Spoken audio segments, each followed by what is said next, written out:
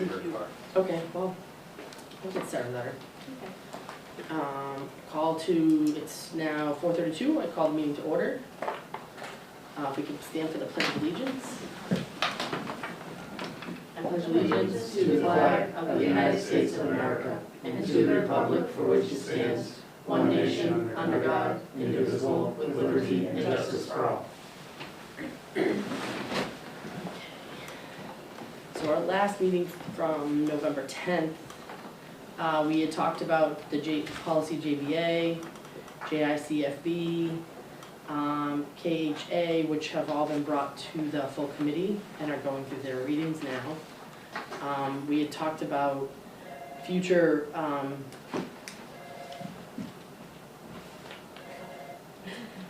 what we were going to discuss over the next few meetings would be the social media policy, No, it's okay. library materials, and student photos. The left door.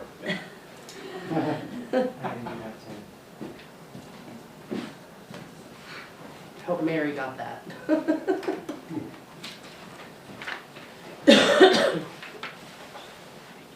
We didn't really, we just literally did the Pledge of Allegiance. I It's took it okay. out in the parking lot, I saw you all, I hung in there with you. Okay.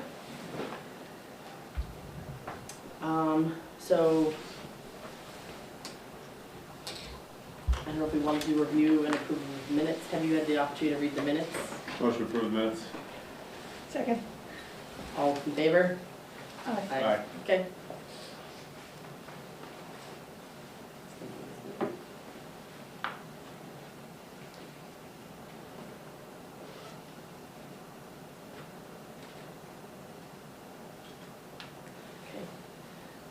And so we'll start to look at some of the policies. John, were there any policies in particular you wanted to start with?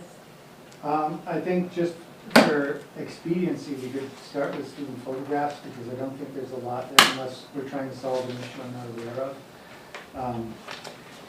According to our handbook, we updated this 2 Mays ago, and that still is current with the current MASC policy. So unless someone sees a problem with this policy, I would suggest all we need to do is update the update. Okay, so I think at the time of when we were gonna talk about student photographs, it was more along the lines of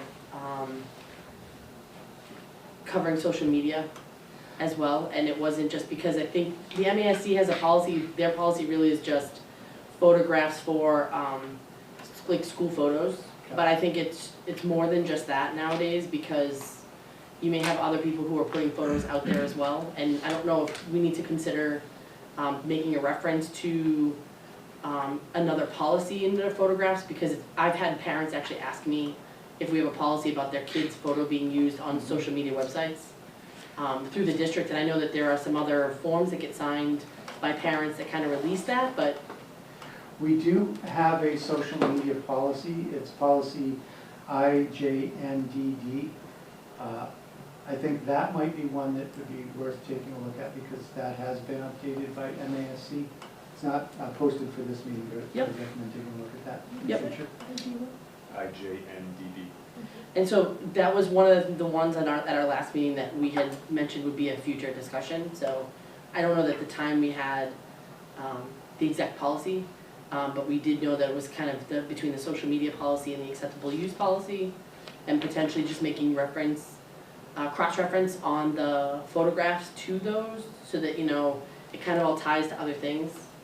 So recommendation would be to add IJNDD as a cross-reference on this policy. Okay. I have a question. Students may be required to have individual picture taken for the cumulative folder. I don't know if it's changed, but it used to be pretty much common practice that when the student pictures were taken, even though the child and the photographer were told that they weren't going to be buying the pictures, it was just for the cum, they still took the pictures. I find that problematic when we're hiring an outside photographer to come in and take school pictures.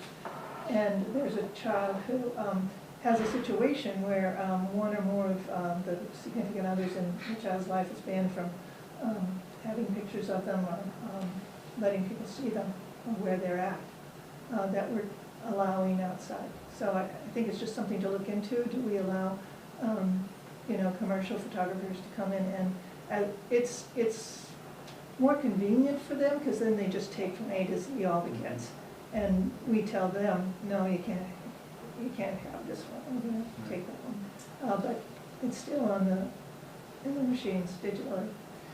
I'm not sure if this is 100% true, but I believe it also is convenient for creating the file, the electronic file, because they can just load the kid's picture into it so that whenever a teacher or the principal is looking it up, they know the kid is who they're talking about. So I guess my only thought that's being stimulated by what you're saying is whether or not we allow the student has a photo non-release on file, we still would expect our contractor to treat student photographs with utmost protection. Because, you know,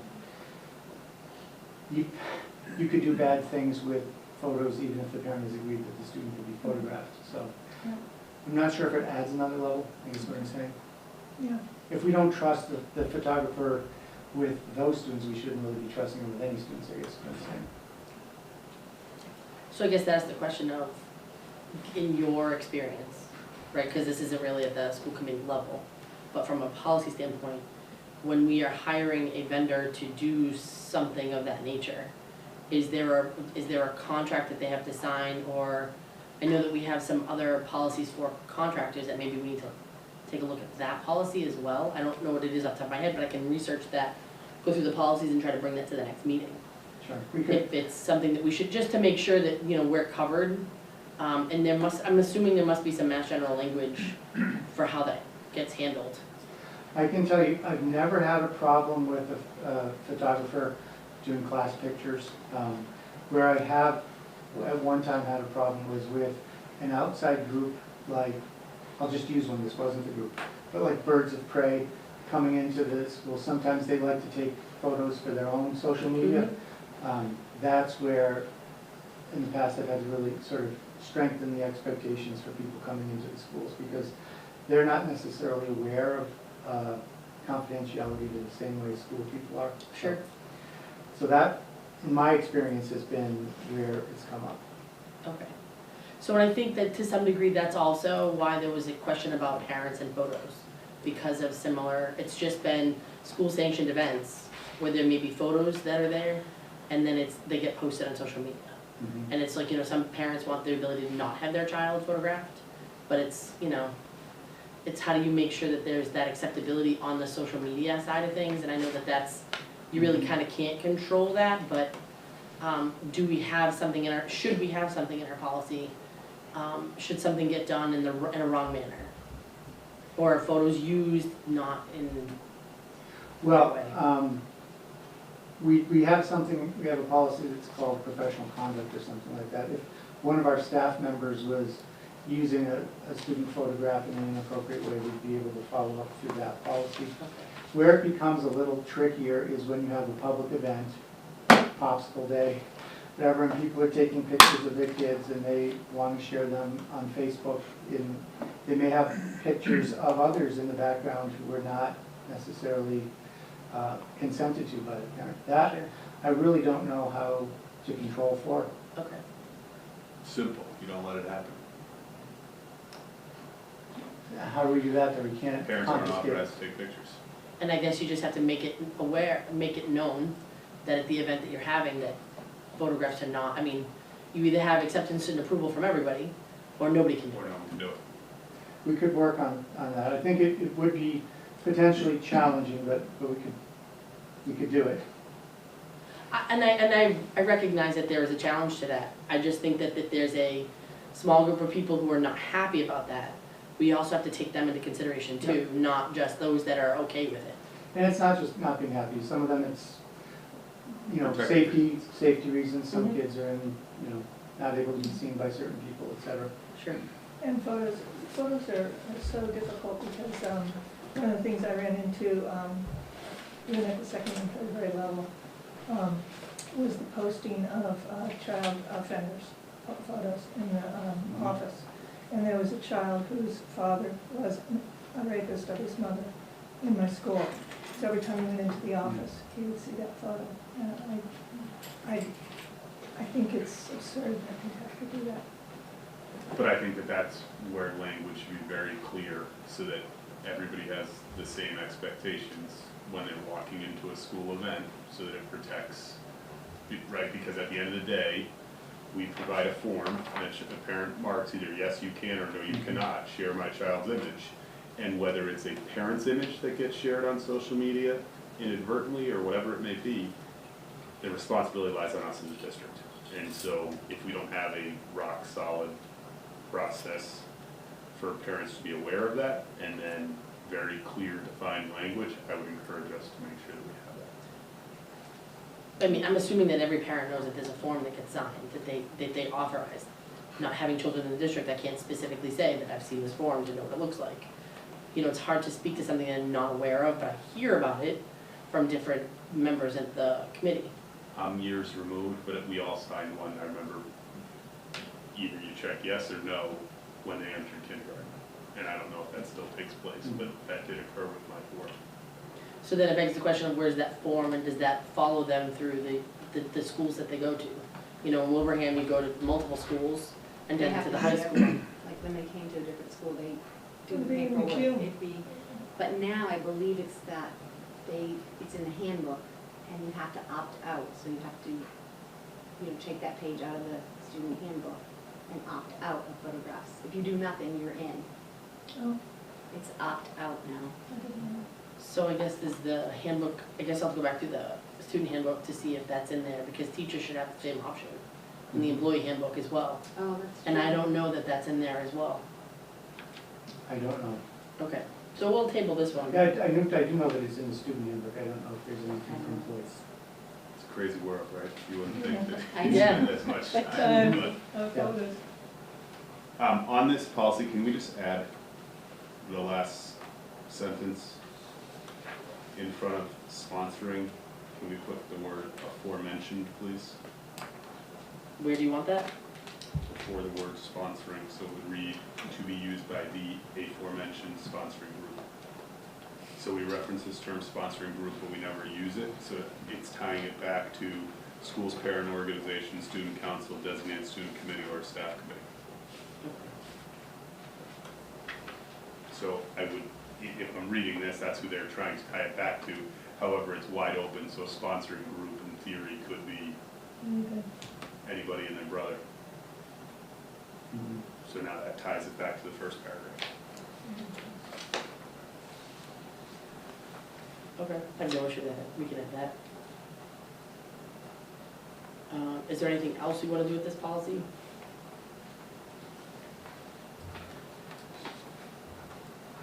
And we're gonna take a look at IJNDD and make sure that covers. Yep.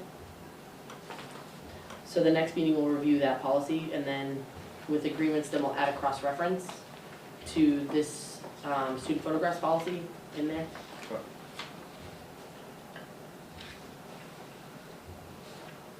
So we'll table this one till the next meeting.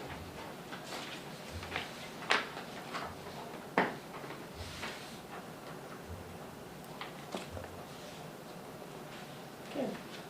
Anything Table else? this one, or put IJNDD on the next meeting? We're gonna put IJNDD on the next meeting, but we're gonna table the JRD photographs, Okay, just so that, I think it's, if we say this one's fine and then we go to that one, we need to go back to it, okay. we'll just bring this one back up. So we want this one on the agenda next time too? Yep. Okay. It's better to have it in case you have to reference it, so that someone knows what we're talking about. Sure. Okay, we'll move on to, IJLA, Library Resources. Okay, and this one, I apologize, I didn't have a chance to do much with it until this afternoon. The current policy and the MASC policy only differ in one respect, which is that the current version of the MASC policy allows parents and guardians to request resources to be added to the library, whereas our current policy doesn't. So I would be in favor of that and would recommend making that change. But I'm also interested in discussing a potentially much larger change, and that's on the version that says draft policy with input from Dr. Trevi. This is actually, who's actually here for her. This is one of the Welcome first, to join. one of the first things that she brought to my attention and asked me to work on, specifically around the area of reconsideration of library resources, which doesn't exist in our current policy or in the MASC policy. But basically what it does is it creates a process for dealing with library challenges, and lets the public know how to do that. So all of this information in reconsideration of library resources was from a resource that Dr. Trevi brought to my attention, which is the Library Association. And basically, I guess the only thing I would share about this is I did have a conversation with another superintendent who has a policy like this, who found it helpful because essentially what it does is it creates a structure for handling library challenges so that they don't all end up at the school committee level. And they're not all dealt with by a single administrator within the building. Sure. So one of the things I recall from some of the training that I underwent for the MASC is the fact that the policy kind of leads to the procedure. So I don't know that we want to necessarily have your procedure. I know there are some policies that kind of list how something may be handled, but I don't know that we want to put that procedure into our policy. The policy will just kind of be the upper level, and then it can be back at either the building-based or at the discretion of the superintendent or the designee.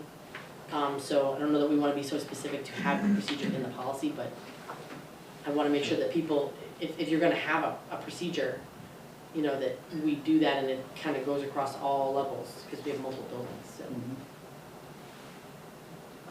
I think it's prudent to have a structure, a hierarchy of who makes the decisions. And I think if we have a district librarian or in lieu of that, the librarian at the highest level would be the logical person to take that on. If we didn't do that, then I'd say the hierarchy would go from the superintendent on down to the teacher, but I think that would be kind of chaotic, especially since then, Gina, you can weigh in here, the amount of money we pay into certain programs in the library and everything like that. I don't know them. I doubt most of the principals know all of the things that are purchased and cost. If you know what I mean. I do know what you mean. So, but I know she knows them. At least at the high school. So have you had the opportunity to review the form that comes with this draft policy? I did.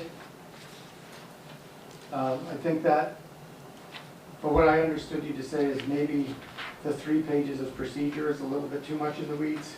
Yeah. So I think Yeah. we could. I mean, I'm not saying it's not important. I don't want Right. that to be misconstrued by any means.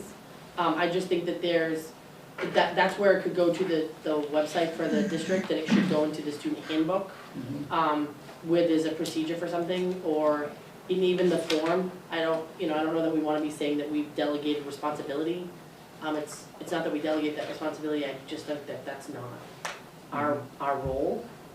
But I appreciate that there was time and effort put into this, because we definitely needed something that was a little stronger.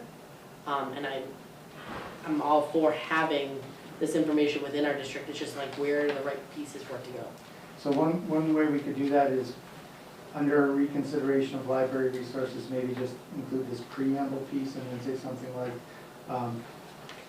the process for reconsideration of library resources will be listed on the district website, and that's where we could put all this. And that way, if we don't like some of these things or want to, adjust them over time, we can do that without having to change the policy.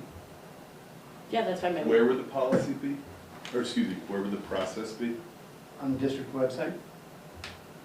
because they have a form, so the So form would have. where, that's what I'm trying to understand, is the ease of access. This is, if we need a more formal process, it's great to see. I wanna make sure people can easily find it, Mhm. so that it's not buried. So if the, and I would agree with you, I don't think it belongs in the policy per se. But wherever we put it, it needs to be a place that people can easily find it and see it and say, okay, here we are. We could even put a reference, like a link reference in our policy to where it is on the website. I don't wanna do that with all of our policies, because then that gets, if the website doesn't get updated, or something gets moved. So I know that they're in the process of updating and making our website better. I think there was a goal this year, maybe. I know, I was trying not to really like be like, hey, John, but I think it would be important that maybe the library has its own page on our district website, because the library itself it's sort of a separate entity. I mean, each school has a library in it, but there's nothing that says that anything that would fall under the library couldn't have its own page that would have any procedures, policies. I mean, this library bill of rights, I think, is important, that people understand what that means, and, you know, I think that's perfect. then that way people can't say they can't find it. But if you're in agreement that as we develop, as you and your team develop finding the new website location and the format, that maybe we pay some attention to some of the important forms and procedures so that people can find them, so they can understand them. Yep. I'm not opposed to putting some of the procedure, the way that Katie has had us do, some of them in some other policies, that I'm not saying we shouldn't put any procedure in there, but I'm just hesitant if something changes in that procedure, you then have to change the policy at the school committee level, whereas I wanna kinda give that onus back to you as a superintendent, the building principal, the librarians, to be able to make what necessary changes you need to, and update them accordingly. I like that approach. Is that okay? Yep. Okay, cool. So we could come back with a shortened version of this next time, and you'll know that much of what you're seeing here will end up on the district website. Not our current one, but a better one. I mean, it can go on there temporarily, just so Right. people can find it for now. Yeah. Georgine, did you have anything to add? Just one suggestion. This is the way that most districts will do it, by the way. They'll note it in the policy and then that. But the other thing is to say our packet can be picked up in the district office, and that's for access for people who don't have a printer or whatever. Sure. So just a little note. Okay, so I wanna make sure that we put that on. So, The only thing that I was thinking about was this, on the second page, the last, withdrawn library media center things, the last one discarded when warranted, and that would be left up to the professionals, according to the top of the paper.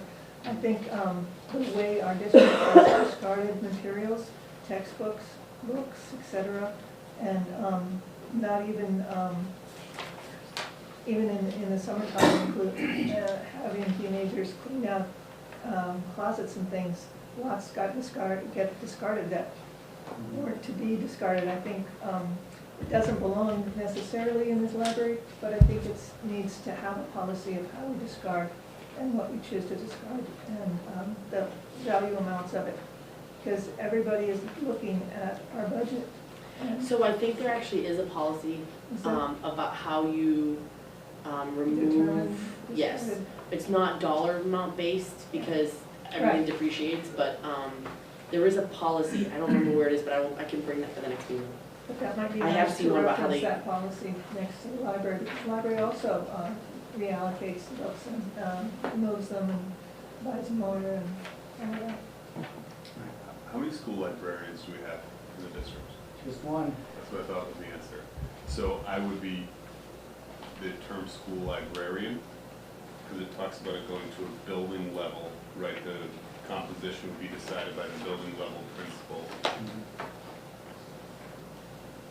As you look at it, I would pay very careful attention to the reconsideration committee, so that you don't have, I think in many cases, the libraries are staffed by a library educational support professional and not a librarian, and I would think that'd be, could be a difficult position to put somebody in. You want to use the term licensed school library teacher, that's the correct term.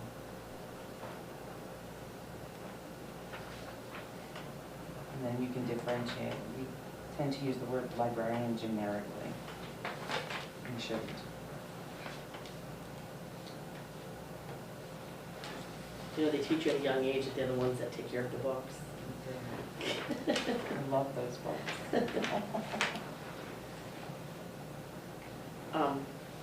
But I know that this was kind of an ask that had come from members of the professional staff. Is this meet what Mhm. you were looking for, and are you Yeah. okay with the direction we're heading in it? Mhm. Okay. We need a procedure. So we'll help you with the policy, and then we'll leave the procedure up to you guys. Yeah, that's exactly. Okay. I think as a district, we're better for it. Is there anything else that you would like to discuss or have at a future meeting?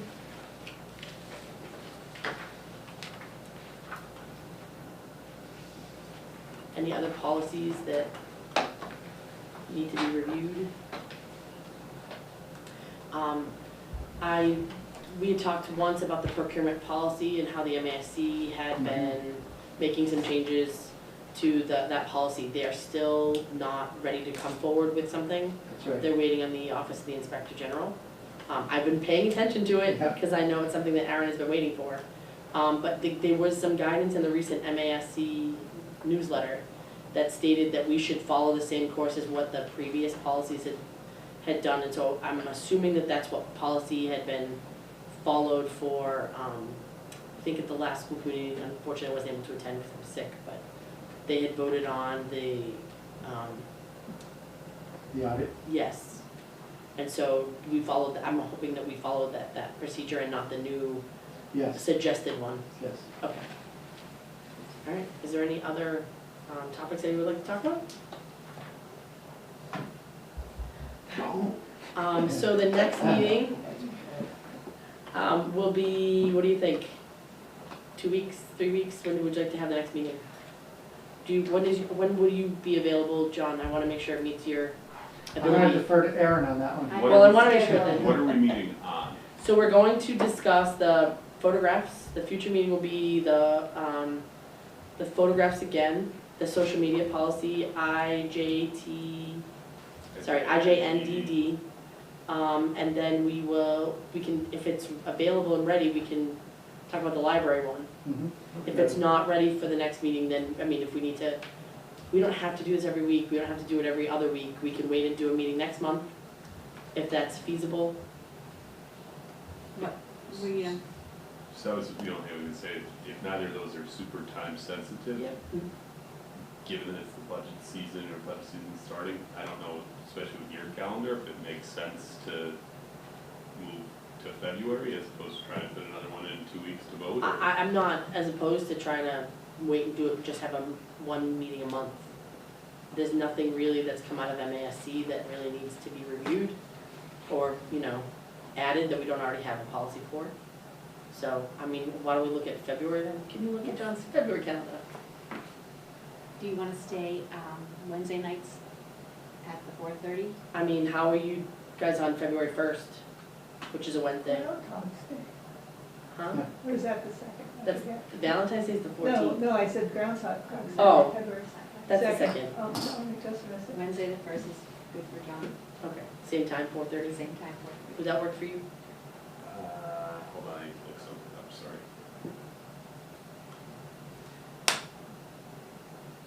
Dave, are you available that time? Probably. I forgot to acknowledge that Dave was recording the meeting. But I think everybody kind of knows that at this point. Sorry about that, Dave. No problem. Motion to adjourn? Hold on. Sorry, Oh. hold on a second, I gotta look up the. She was all excited You too, kept- Patrick. You kept looking at me, okay, I'll jump in.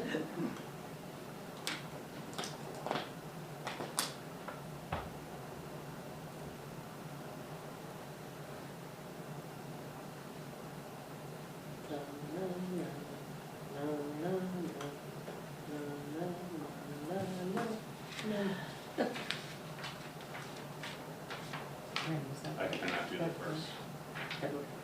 Okay. How about the 8th?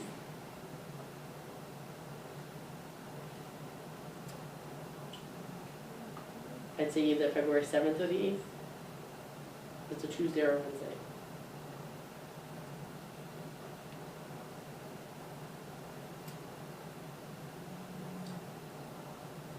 need, Well, we don't have school committee that week. we don't, so, I don't know what other activities might be in the buildings, either Tuesday, because I know as we get into Wednesday's an spring. early release day. Wednesday's an early release for pre-K through 8.